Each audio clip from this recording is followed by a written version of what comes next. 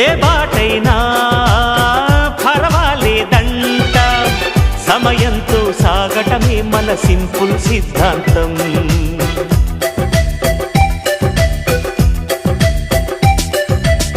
చిరుగాలికి పరిమళమిచ్చే సిరిమల్లెల వనమై ఉందాం, గగనాన్ని నేలను కలిపే హరివిల్లుల బంతెన అవుదాం. ఆనందం అంటే అర్థం మనమందా, ప్రతి పూట పాటై సాగే హుషారు సరిగమలో.